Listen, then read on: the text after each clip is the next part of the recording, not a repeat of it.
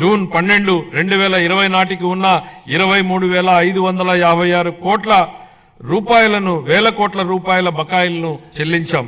అధ్యక్ష, గత ప్రభుత్వం 93 కేంద్ర ప్రాయోజిత పథకాలను నిలిపివేసింది.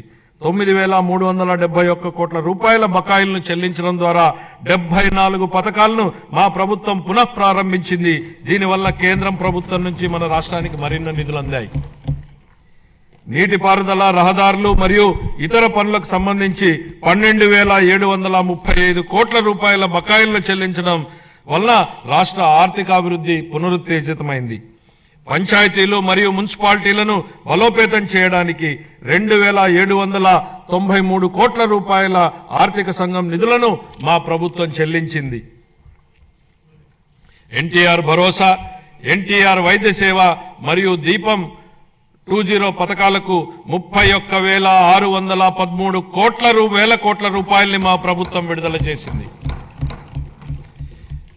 మన రాష్ట్ర అభివృద్ధికి ఎన్డీఏ కట్టుబడి ఉంది. గౌరవ ప్రధానమంత్రి శ్రీ నరేంద్ర మోడీ గారి సహకారంతో పోలవరం నీటిపారుదల ప్రాజెక్టు మరియు అమరావతి రాజధాని ప్రాజెక్టులను మా ప్రభుత్వం మళ్లీ పట్టాలెక్కించగలిగింది.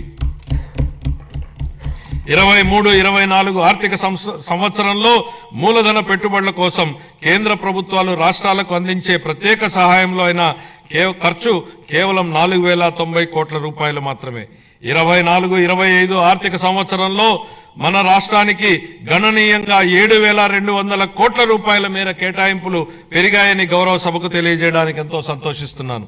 మార్చి 31, 2025 నాటికి ఈ కేటాయింపులు మరింత పెరిగే అవకాశం ఉంది. మా ప్రభుత్వం పాలనా పగ్గాలు చేపట్టాక రాష్ట్ర ఆర్థిక వృద్ధి మళ్లీ గాడిలో పడింది. 24-25 ఆర్థిక సంవత్సరం మొదటి ముందస్తు అంచనాల ప్రకారం రాష్ట్ర స్థూల దేశీయ ఉత్పత్తి 12.94% వృద్ధి చెందింది. అన్ని ముఖ్యమైన రంగాలు మరింత బలం పుంజుకున్నాయి. వీటిలో వ్యవసాయం మరియు అనుబంధ రంగాలు 15.86%, పరిశ్రమలు 6.7% వృద్ధిని సాధించగా సేవల రంగం 11.7% వృద్ధిని సాధించగలిగాయి. జూన్ 2024 నుంచి అతి తక్కువ సమయంలోనే మా ప్రభుత్వం మేనిఫెస్టోలో ఇచ్చిన ఈ కింది ప్రధాన హామీలను నెరవేర్చింది. ఎన్టీఆర్ భరోసా పెన్షన్లను నెలకు 4,000 రూపాయలకు పెంచడం జరిగింది.